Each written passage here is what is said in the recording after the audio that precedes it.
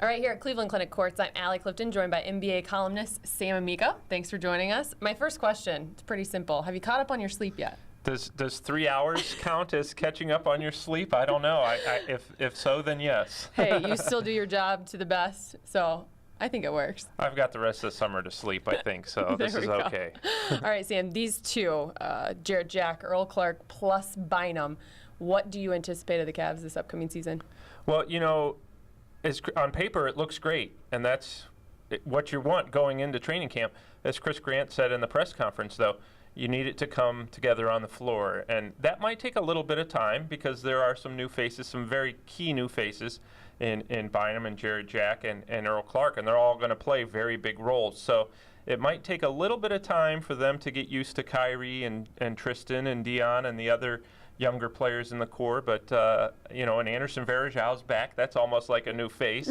So it might take a little bit of time, but I expect them to have, with good health, a great run.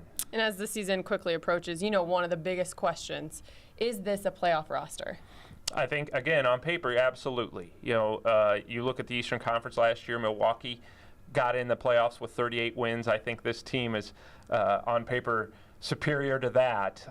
You know, I don't want to set the bar too high, but you know, it's nice to be excited going into the year and thinking, you know, hey, 50 wins on paper is not out of the question for this team. So I fully expect them, again, with good health.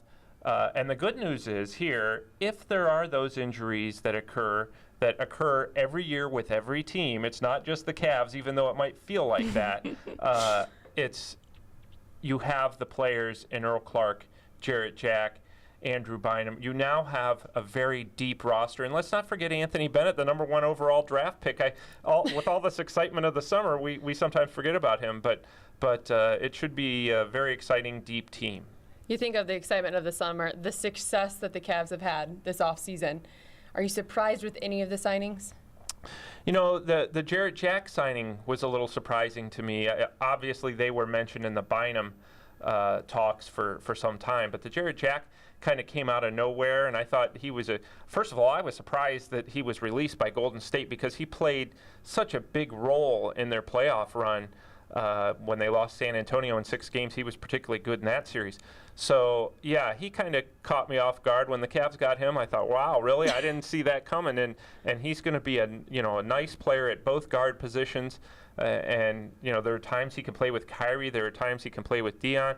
He's very versatile, and as Chris Grant pointed out, a nice leader, 29 years old, and has been in a lot of different situations, and that'll really help in the locker room and on the floor. Speaking of Chris Grant, are there any trades left? Are there any other moves that you anticipate to be made?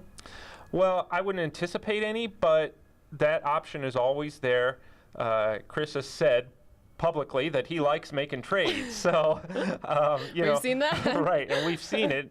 We've seen it in action. But, you know, what's been interesting to me, Allie, in this offseason is the fact that the Cavs weren't really planning to build through free agency. They wanted to do it through the draft and trades, yet they've signed 3 pretty good free agents here, and that's really what's kind of made them look so good going into the season on paper. But they still have the mid-level exception, which they could use to sign somebody. They could use that in a trade somehow. You know, and just like any good general manager, Chris Grant's going to continue to explore, probably all the way until the trade deadline in February. But, you know, now the team is in good shape, and there's no desperation. Not that there was desperation before, but now you know there's none, that if he makes a move, it's going to be well thought out, as they always are. But now it's like, well, we don't have to make this trade right now because we're feeling pretty good about ourselves. And finally, let's talk about the two new signings today. Obviously, Earl Clark, Jarrett Jack. How do you anticipate those two guys fitting in with the Cavalier system that they're coming into? Well, Earl Clark, having played for Mike Brown in Los Angeles, pretty much knows it's going to be a no-brainer for him. He's going to know what's expected of him, and he knows, you heard him in the press conference say, you know, defense. And, you know that one over Chris Grant. Right, and that did win over Chris Grant. And I'm sure that'll be, he'll know what he's doing. But, you know, Earl Clark can defend, and he knows Mike Brown's style of defense. and can defend both spots really pretty well, the small forward and the power forward position.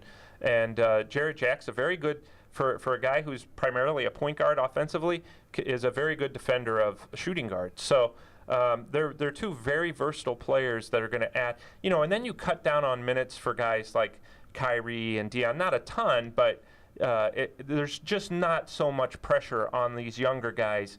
Not that Earl Clark's old, but or Jarrett Jack, but it just takes off a lot of pressure off the younger guys.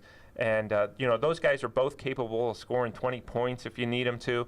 And I think they're just both spectacular fits. And then, of course, we haven't even talked about Andrew Bynum yet, but I'm sure that time will come. That's coming. Yeah, soon. Well, of course, I think along with myself, you probably got the chills when you just listened to Jarrett Jack in there too, talking about his leadership, and he just gets it. Yeah, well, and I think we saw just by, as you said, his delivery that if you're in that locker room, he's a guy who could motivate you. And I like, my favorite thing that he said was how NBA players, there are two types. Two styles. And one is, they enjoy the lifestyle, and the other one is they enjoy the basketball. And in his time here, and having played against the Cavs, this group of Cavs, he already realizes that they appreciate the basketball more than the lifestyle. So, and he'll probably keep them on that track. Absolutely, no doubt about it. Thanks for joining us, Sam, as always.